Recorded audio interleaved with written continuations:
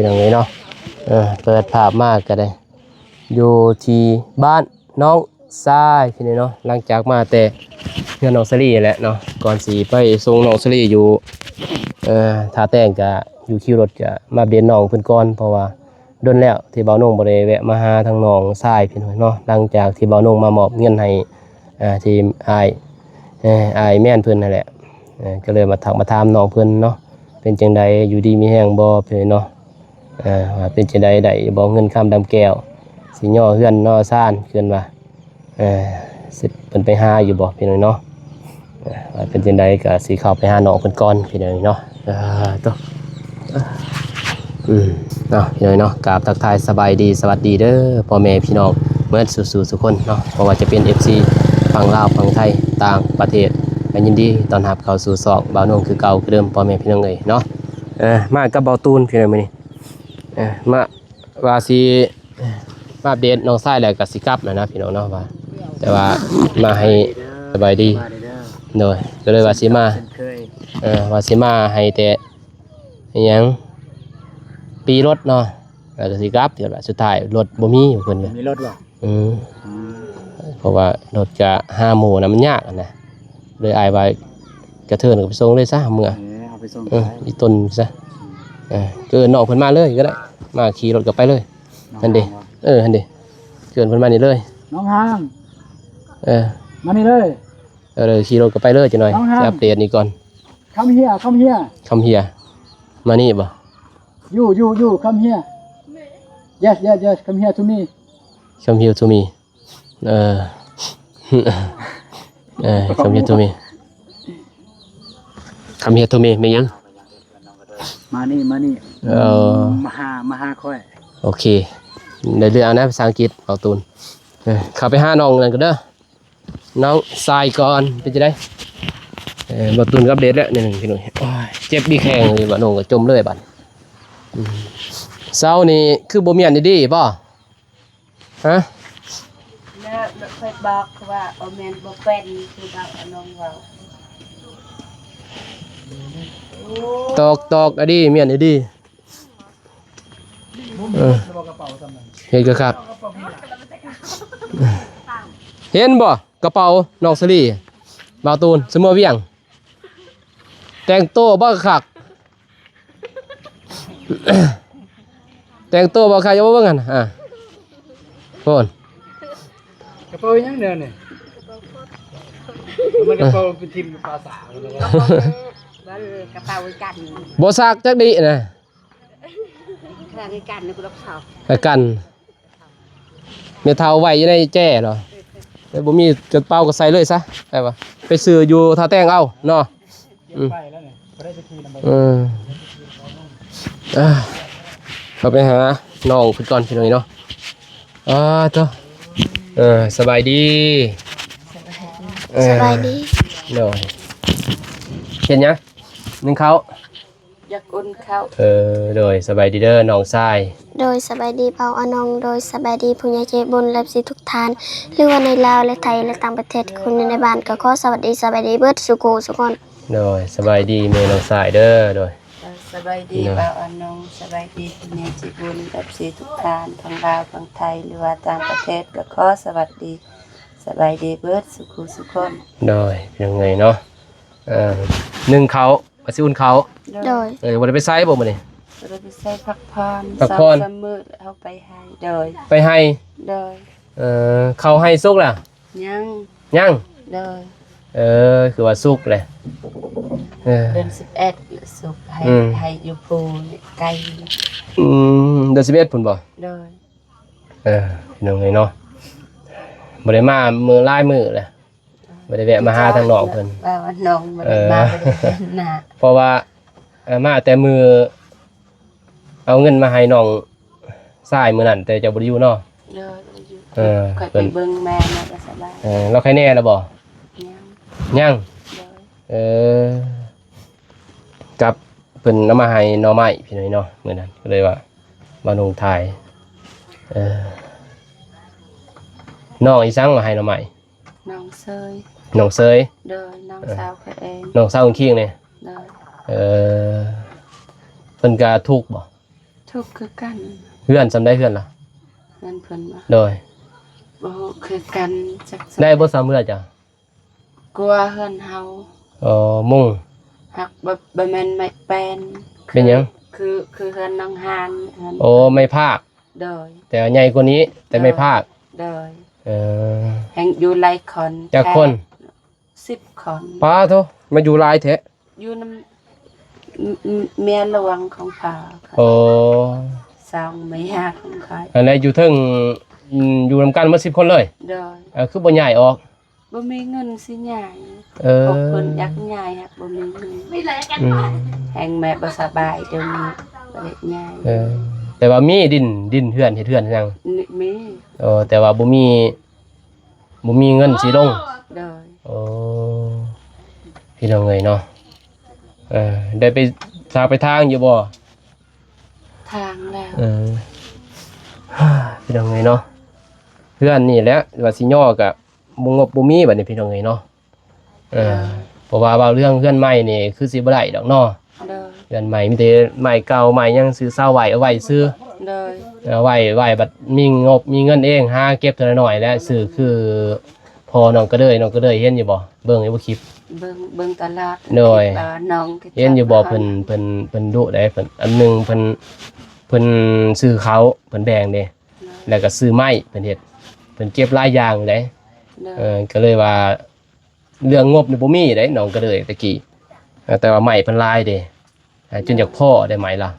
บ่นุ่งกับบ่ตูนซื้อก็มีแต่ไม้นี่มีแต่เท่าใด60หาตัวเองเงินเด้อสิซื้อเฮือนน้องก็เลยได้กำลังถอนหน้าเอ๊ะกำลังหาหลานไปซอยน้องเพิ่นไปจักแล้วเด้นี่มีแต่สังกะสีนี่สังกะสีก็มีแล้วก็ยังบ่หลายเจ้าบ่หันแลกเพิ่นหาอีกแน่ดิถ้าว่าเฮาเริ่มต้นแรกๆนี่บ่มีหยังเลยนี่ยากคือน้องชายเนาะ โดย น้องชายพี่น้องเอ้ยบ่มีหยังบัดนี้มีแต่เซานี่เพิ่นได้เงินตัวนั้นเพิ่นก็เลยซื้อซะ4ล้านห้าซื้อไว้นี่เซานี่พี่น้องเอ้ยเนาะเก็บไว้เท่านั้นด่างนั่นแหละแต่ว่านี่เฮือนเก่านี่ถ้าว่าย่อไปนี่ก็ได้อยู่มีแต่ซื้อใหม่ยังไม่เซ็นบ่ โดย เฮือนเก่าไอ้เนาะ โดยไม่เซ็น ไม่เซ็นกับสังกะสีนี่เฮือนเก่านี่ได้พี่น้องนี่ก็ได้แหละเนาะ โดย เฮือนครัวยังอยู่ได้ถ้าว่ามีงบมีเงินมีเงินย่อเลี้ยงเขานี่แหละมีเงินเลี้ยงเขาเลี้ยงผู้สิมาย่อ ฮีบเอง เลี้ยงเขาเลี้ยงหยังนี่แหละแล้วก็ซื้อสังกะสีใหม่เนาะแล้วก็ไม่เซ็นนี่ก็ประมาณหลายเติบอยู่พี่น้องเอ้ยไม่เซ็นนี่ก็หลายเติบเด้นี่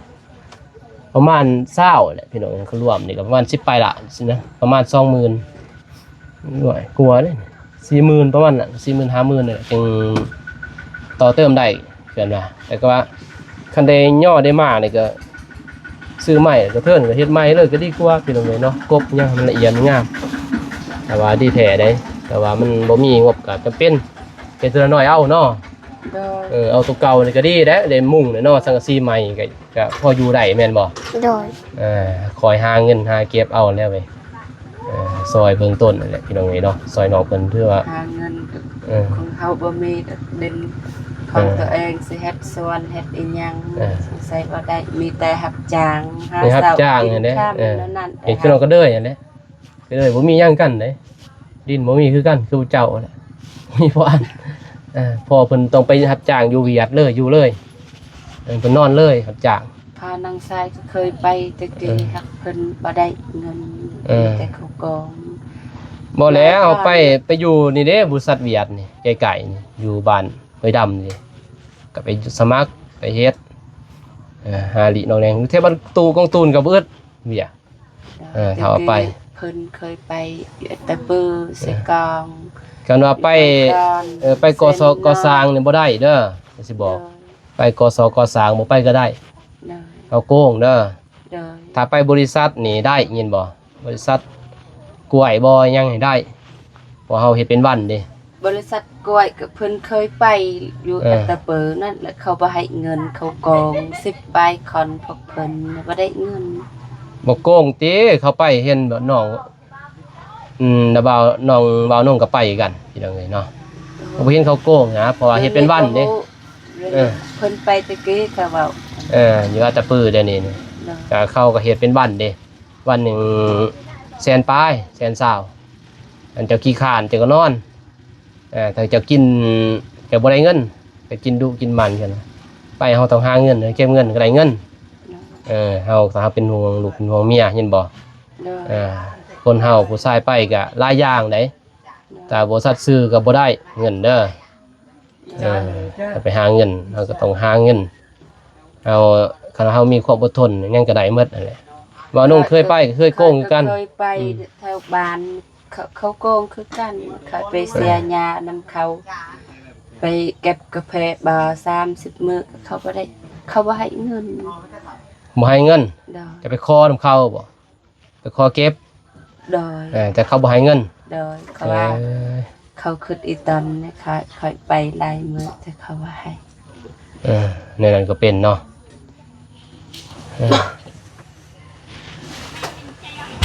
ค่อยผ่านทุกหลายบริษัทนี่มีอยู่บริษัทนี่จะน้อยยามเก็บกาแฟไปเก็บเด้อก็ไปเก็บเบิ่ง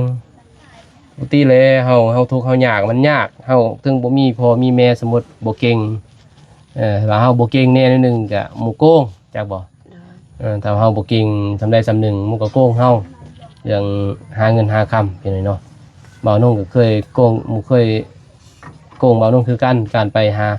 ไปเก็บเกินว่าบ่าวนุ่งนี่ไปเฮ็ดเวียกก่อสร้างเกินว่าเป็นไงเนาะถือเขาถือน้ำคือกันไปฮอดเรียบร้อยเกินว่าบ่ได้เฮ็ดเวียกจะบ่กินข้าวหมดบัดนี้ข้าวหมดแล้วหมู่ให้บ่าวนุ่งไปเอาอีกข้าวบ่าวนุ่งก็อึดข้าวนะแต่ไปเอานำพ่อแม่ไปหาให้แล้วข้าวให้บ่าวนุ่งก็ไปเอาพี่น้องเนาะเอามาจนเป็นสอบบัดนี้อยู่เฮ็ดนำเขาแล้วบัดนี้มีเวียกเด้เฮ็ดเลยเฮ็ดตอนเว้นเฮ็ดจนฮอด 12 โมงเลิก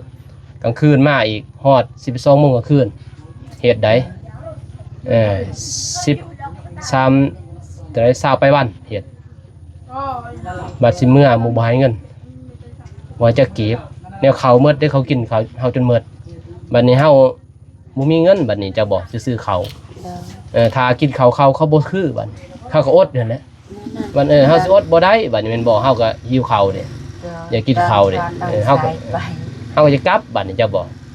แต่อัตเบอร์เพิ่นยังเอาจนฮอดบ้านบ่มีเงินค่าจ้างรถอีหยังก็จะกลับบ่ให้เงินนั่นเลยเขาก็บ่ให้เงินก็เลยหมู่โกงไปค้าทำหมู่บ่ให้คือจังไงเนาะบ่ลงไปนั่นแหละแต่กี้นั่นแต่กี้ได้เขาโกงอลีได้แต่เดี๋ยวนี้บ่เป็นหยังดอกเด้อไปบริษัทเขาไปหาเฮาดุเฮามันถ้าคือพอเราใช้ได้จะไปหาเงินหาคำเจ้าคงตูนสร้างบึดบริษัทพอร้านเบานุ่งก็ไปอยู่หั่นเพิ่นก็เฮ็ดบันนึงแสนเศร้าตัดนั่นแหนงหมักกาแฟวันละแสนเศร้าไปอยู่โลดเนี่ยไปสมัครไปหาสมัครไปทำแล้วเรียงงานเฮาร้านเบานุ่งก็ไปสมัครเองหาเองพี่น้องเอ้ยดินร่นเพิ่นก็ทุกได้ร้านเบานุ่งก็บ่แม่นว่าทางมีเลยแต่ว่าบ่ได้ไปซอยพี่น้องเองพี่น้องเอ้ยเนาะเบานุ่งก็พอเราก็ทุกบ่มีหอดินนี่ดอนกันอยู่ยังบ่มีไปอยู่นำบริษัทเอาเพิ่นก็ป้าร้านนั่นเพิ่นว่าป้าลูกอยู่นำญาเลี้ยงเอาเงินอันพากมาให้ยาซื้อเขากินความถูกไม่น้อยเลยเขาก็สู้ส้นแหละสองพ่อเมียกันเขาก็นั่นแหละไปได้ไปโรงเรียนม่วนบ่ม่วนโดยต่างใจเฮียนเด้อโดยทางพ่อแม่จะกระเบิงพี่น้องไงเนาะเป็นกระเบิงเงินคำดำแก้วแล้วก็อันใดมันจำเป็นก็ซื้อยินบ่ซื้อแนวของอยู่ของกินพี่น้องเอ้ยไปทำโรงเรียนในเวลามาโรงเรียนบ่อยขาดยินบ่ได้ซื้อของกินไว้ปลากระป๋องซื้อไว้อยู่บ่ปลากระป๋องบ่เคยซื้อมีแต่ผักซื้อปลาซื้อผักบ่ก็ดีแล้วทางแพทย์แนะนำเขาว่าลูกขอสัตว์ทานอาหารเบิดเขาว่ากินผักกินปลาปนกับปลานั่นเนาะก็ดีแล้วเนี่ยนะเนาะเอ้ยจังสั้นแล้วแต่บ่าวว่ามียังมาพากมาตอนมื้อนี่แวะมาเด้อมาเยี่ยมมายามมีแต่มียังมีข่าวดียังก็สิมาแจ้งดอกพี่น้องเอ้ยเนาะเรื่องงบสร้างบ้านจนว่าย่อบ้านนะเป็นสร้างดอก ย่อบ้านเก่าเนาะ โดย ลงมาก็ได้ อยู่มืดแน่จ้ะมีก็ย่อบ้านนี่แหละพี่น้องบ้านเก่าตัวนี้แหละย่อเอาเราไม้ตัวนี้มันบ่ได้อะไรนี่แม่นบ่มันบ่มีไม้นี่ไม้อันเดียวนี่ซื้อได้ ตาม มันฮักอะไรถ้าว่าได้ก็ยกย่อตัวนี้เตียนเสานี่เด้ได้บ่มีบ่เตียนเสา บ่มี แล้วเตียนเสานี่บ่มีเนาะ โดย แต่เสานี่เอาเวียนไว้ดีเด้อแต่ว่าป้าอยู่นี่อยู่แต่ว่ามันย่านนั่นพี่น้องเนาะเพราะว่าไอ้แดงตัวนี้เลยไม่ตัวนี้ซื้อเย็ดเห็นบ่แต่ว่าจังหน่อยนี้มันแห้งนี่มันสินั่นได้นี่ยินบ่ โดย ถ้ามันแห้งนี่มันสิกงไอ้ตัวนี้มาอย่างนี้พี่น้องเนาะถ้ามันแห้งนะมีแต่เมียนดีๆแหละเกินว่าจักไหมยังไอ้แดงเลื่อยตัวนี้คนเลื่อยเมียนว่าไม่ย่าง ค่อยบ่ฮู้คือกันจักแม่อีหยัง การเพิ่นมาส่องบ่ได้ถามเหมือนยัง จับเด้อเบิ่งน้องชาย เหตุการณ์ จับเบิ่ง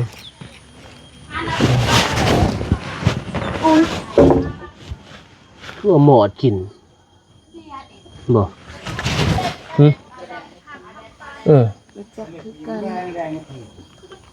สิได้อยู่บ่ใหม่นี่ใหม่ยังดีสตาร์ไม่แดงก่อนเมื่อพี่น้อยแต่ว่าเอานั่นเต้งขี้หินอีสร้างอะไรจะบอกเอาเลี่ยนอันนี้แหละเขาก็เอาตัวนี้เลี่ยนอันนี้เลี่ยนหรือทับคืนจะบอกตอกแล้วนี่เอาไม้ตอกจะบอกหัดจะบอกตอกไว้หัดนั่นเลี่ยนกันเริ่มมันจึงบอกกงนะเขาตอกมันเนียนมันจะบอกกงอย่างนี้ป้าอันนี้มันสิกงเลยได้จังหน่อยเวลาไม้มันแห้งมันสิกงนักเลยเนาะไว้นี่4 เมตรตอนนั้นมันเรื่องนกตอนนั้นเนาะกบให้เรียบร้อยตอนนั้นพี่น้องเลยมันเป็นจังสั้นเด้อ โดย ที่กลับก่อนนะพี่น้องเลยเนาะเพราะว่าสังกะสีนี่บ่คันว่ามากเลยใส่บ่ได้หมดแม่นบ่ โดย แต่เดี๋ยวนี้หัวบ่เบิ่งนั่น อยู่ไส อยู่ในเฮือนหัวบ่ หัวบ้านเดียวหรือว่าบ้านน บ่ อน เป็นหยังกันนะ บ้านนอนนางสาย แต่ว่าย่อขึ้นย่อนี่สิได้บ่ย่อหมดเลยนี่มันย่อนี่ส่วนว่าเฮือนครัวนี่ต้องได้มากมันย่อนี่แม่นบ่ โดย แม่นบ่ โดย ในมากแล้วนี่บ่เป็นได้ย่อย่อแต่เฮือนตอนนั้นย่อไปก่อนมันย่อได้อยู่พี่น้องเนาะเอาตีนเสาตัวนี้บ่ได้แล้วตีนเสาคือต่อเอาบ่ตีนเสาตัวนี้ โดย ฮะ เขาตาม โอ้มีแต่ตีนตัวนี้ซื้อแม่นบ่ โดย ตัวนี้เสาอันนั้นตัวนี้ โดย โอ้เสาไม่ก้มนี่ซื้ออันนี้เนาะเป็นเสาไม่ก้มตัวนั้นพี่น้องเนาะคือซั่นแล้วไปก่อนยามมันค่ำเด้อ โดย ไปส่งน้องสลีก่อน โดย มื้อหน้ามื้อไหนสิแวะมาเยี่ยมมายามใหม่พี่น้องนี่เนาะตั้งใจเรียนเด้อ โดย เป็นฮอดไซส์แหละได้แล้วบ่บางซอง ได้ ได้บ่ ได้ ลองเล่าเบิ่งหั่น บ่ไหวในลาวหนาว เอา 2 2 4 2 5 10 2 6 12 2 7 14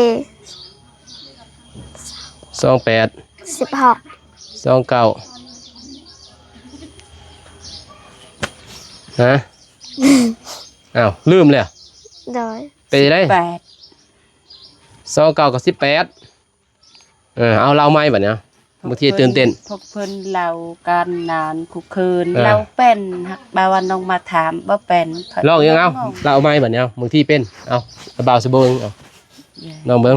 2 1 2 2 2 4 2 3 6 2 4 8 2 5 10 2 6 12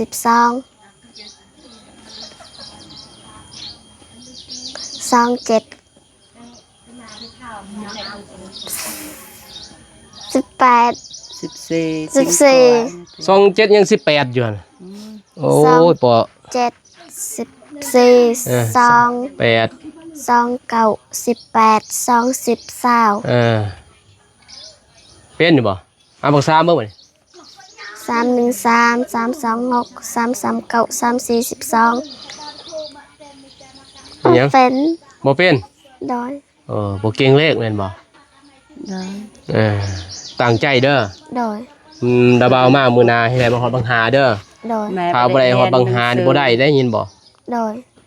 ให้เราให้ฮอดได้บังหาเด้อ โดย ตั้งใจได้ โดย บ่ในพ่อแม่นจะเบิ่งนี่เพิ่นเสียใจได้ยินบ่ โดย เพิ่นผู้ที่ซัพพอร์ตในการทำการเรียนจะยินบ่ โดย เพิ่นซื้อปื้มซื้อซอซื้อแม่นทัดซื้อสินซื้อเสื้อทุกสิ่งทุกอย่างขึ้นนะในการเรียนนั่นแหละ โด ซัพ ย พอร์ตจนในการกินเพิ่นว่าไปโรงเรียนเพิ่นยังซื้อเด้อ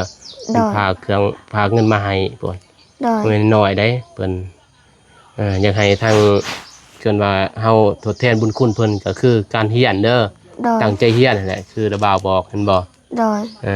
มือหน้าระบาวมาให้ได้ฮอดบังหา โดย ตั้งใจเด้ โดย ถ้าบ่ได้นี่พ่อแม่นเพิ่นหายเด้ยินบ่ โดย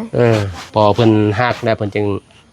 ซัพพอร์ตในการทำการเรียนยินบ่ โดย เพิ่นก็อยากให้เจ้าเก่งเด้อ โดย ให้เจ้ามีความรู้ โดย เรียนมอหยังน่ะนี่ มาหนึ่ง มหนึ่งเราบักซ่องบ่ได้ได้ยินบ่ โดย ก็บ่ฮู้คือกันคือ ลานซาวเจ้าอยู่เฮือนนั่นดวงตาบักซ่องได้ได้ป .3 นี่ยินบ่ โดย บาง3บาง4ได้ได้ฮอดบาง เพิ่น 8 บางห้า บางเก่ายังได้ น้องสาวบางสีน้องสะเล่นคู่คืนพวกเพิ่นเหล่าแป้นบัด ให้เล่าแต่บางซ่องฮอดบางหายินบ่ โดย ระบาวมาเด้อ โดย ถ้าบ่ได้ได้ยินบ่ โดย ระบาวบ่มาเลยมันบ่ได้บัดนี้ยินบ่ตั้งใจเด้อ โดย ระบาวสิมามื้อหน้าพี่น้องเอ้ยเนาะเพราะว่าสาลีมาแต่เวียงบ่าวลงสิมาสิมาหาน้องเพิ่นให้ได้ยินบ่ โดย ตั้งใจเด้อ โดย ให้มันเก่งเด้อเว้ยไผเป็นเจ้าเป็นยินบ่ โดย สู้ๆเด้อ โดย บ่าไปก่อนบัดนี้ โดย เดิน ไป ทาง โดยอ่ะ เดินนะเดิน โดยก็มีเวียกเด้ทางปุ่น ว่าไอ้น้องกันน้ำเต้า โดย น้องคนดี เออ กันเว้ากันจาก โดย กันหวาน โดย โดยผมขอบใจหลายแล้วพระเจ้าก็สู้ๆเด้อ โดย เออ ฉันค่อยตัวขนาดน้องสาวค่อยเองก็ยังรู้สึกดีใจ โดย กัน เออ ดีแล้วก็อันนั้นแหละก็บ่าวโน่ก็จักสอนให้เพิ่นขึ้นว่าเป็นคนดีเพียงเนาะคือน้องนี่แหละน้องชายก็ให้มันให้เก่งก็คือเก่งนั่นแหละ แม่ค่อยกับน้องสาวละเอาผัวนี่จะเพิ่นยังบ่ได้เอาผัวเพิ่งเบิ่นแม่ ถ้าเพิ่นลงเฮือนต่างแค่นี้เฮาจึงจะไปอัปเดตได้พี่น้องเนาะนี่อยู่นํกันมันหลายคนเด้ก็เป็นอัปเดตก็บ่ได้เพราะว่าเขาก็ต้องทำมาหากินกันเหมือนเด้ถ้าเพิ่นลงเฮือนต่างเฮือนย่างเพิ่นอยู่ผู้เดียวหรืออยู่นํแม่นั่นได้พี่น้องเนาะอัปเดตว่ามีดินมีดอนเฮาก็อัปเดตให้พ่อแม่พี่น้องเพิ่นเบิ่งแต่ว่านี่อยู่นํกันหลายคนก็เฮาก็หากินซอยกันเด้เพิ่นก็บ่บอกคือตัว แต่ว่าชนเผ่าแต่ว่าชนเผ่าพวกเจ้านี่อยู่กัน10คนก็ยาแม่นบ่แต่ว่าหาไผหามันบ่น้องสิเข้าใจแต่ว่า FC เพิ่นสิบ่เข้าใจเห็นบ่พออยู่หลายคนก็ต้องคิดว่าแบ่งกันกินนะแต่ว่าชนเผ่าเขาสิต่างไปเนาะขี้ไผมันสิขี้ไผขี้มันแม่นบ่10เกินว่า10ครอบครัวก็10ขี้เกินว่าขี้ไผนั่นแหละน้อยใหญ่ติดกันเลยแม่นบ่ชนเผ่าเพิ่นนั่นน่ะเนาะถ้าว่าน้องเพิ่นอยู่คนเดียวอยู่กับแม่หรือว่าอยู่กับพ่อเพิ่นอยู่คนเดียวอย่างนั้นได้ 10คนฮักกินอีหยังเฮ็ดเวียกอีหยังต่าง ก็หันแหล้วมันต่างแม่นอยู่เฮือนหลังเดียวแต่มันต่างหั่นนะเพราะอันแต่ว่าเขาสิลงก็มันบ่มีเฮือนดิถ้ามีเฮือนแล้วเขาลงได้พี่น้อยเนาะแต่ว่าเฮาสิไปถ่ายก็บ่เป็นไปบ่ได้ถ้าสิว่าเฮาสร้างคอนเทนต์อีกมันบ่เป็นมันบ่แม่นชีวิตจริงแต่ว่านุ่งถ่ายมันต้องชีวิตจริงอยู่แล้วนะเรื่องจริงพี่น้อยเนาะทุกข์ก็ทุกข์กะลีนะแม่นทุกข์ขี้ตัวดอกอยากเว้าตัวเว้าอีหยังเว้าแต่ความจริงเป็นจังซั่นแหละเด้อกลับก่อนเด้อ โดย ให้ได้ได้ยินบ่เอามาเด้อบ่ได้ได้เว้ยตั้งใจเล่ารถมื้อนี้นับแต่มื้อคืนนี่จนฮอดมื้อสลีมายินบ่ เอื้อยสลีจะมามื้อใดมื้อนั้นนาบ่าวมาหาเจ้าให้ได้ เราคุกคืน ให้มันเป็นให้เก่งยินบ่ให้จุดทองได้ยินบ่ไปหัวไปสวนไปย่างหันไปนี่ก็ให้น้องได้ให้ย่างได้พี่น้องเอ้ยเนาะเด้อกลับก่อนอันนั้นแล้วไปหัวไปสวนจะก็เล่าเลยตัดพอกตัดพื้นก็เล่ายินบ่ลูก1ข้าวขึ้นจึงเว้นตอนเช้ายินบ่เล่าสิเป็นสิซ้อคือตอนเช้าเด้อสิเป็นยินบ่อันจะสิเป็นการเล่าบทเรียนตอนเช้าลูกมา1ข้าวเล่าโลดจมสิเป็นยินบ่บนเนื้อความพยายามเด้อตั้งใจแล้วเว้ยกระเทือนเฮียนเลยบ่เฮียนบ่ได้จบห้องม.4 ก็เฮามีว่าคิดปรึกษาแล้วยินบ่พอหมู่บ่ตัวเฮาเวลาเฮาไปทำงานบ่โกงเฮานะบ่โกงว่าจะได้ยินบ่เจ้าไล่เลขบ่ได้นี่บ่โกงเจ้าบ่ฮู้เดือน1 ล้าน2สมมุติคือพาเล็กบ่เป็นหมู่ให้ล้าน1กับเจ้ายินบ่เจ้าบ่ฮู้เด้อโดยไปก่อนคำแหละพี่น้องเอ้ยเนาะไปบ้านน้องกาสิเดินทางกลับก่อนบ้านนี้กาขอบใจทางผู้ใหญ่ใจบุญเพิ่นพี่น้องเอ้ยเนาะที่เข้ามาติดตามแล้วก็ขอบใจทาง FC ทุกท่านที่เข้ามาเบิ่งมาชมคลิปบ้านน้องแต่ต้นจนจบคลิปพ่อแม่พี่น้องเอ้ยเนาะและก็บ่ขามโฆษณาทาง2บ้านน้องและเบาตูนพี่เนาะก็ขอบใจหลายเด้อ FC ที่น่าฮักทุกท่านพี่เนาะที่ฮักยังอินดูทางบ้านน้องและเบาตูนพี่เนาะก็ท้ายช่วงนี้บ้านน้องก็ขออวยพรให้ทั้ง FC และผู้ใหญ่ใจบุญทานจงมีแต่ความสุขความเจริญปรารถนาสิ่งใดขอให้ได้สิ่งนั้นดังสมปรารถนาความเจ็บอย่าได้ความไข้อยู่เสมอขอให้หังให้มีลำลับรวยๆเฮงๆปังๆตลอดปีตลอดศาสตร์อย่าเจ็บอย่าจนพร้อมขอบความกลัวเด้อสาธุพี่น้องเอ้ยเนาะพอๆกันใหม่คลิปหน้าคลิปนี้ขอกล่าวคำว่าสบายดีพี่น้องไปบ๊ายบาย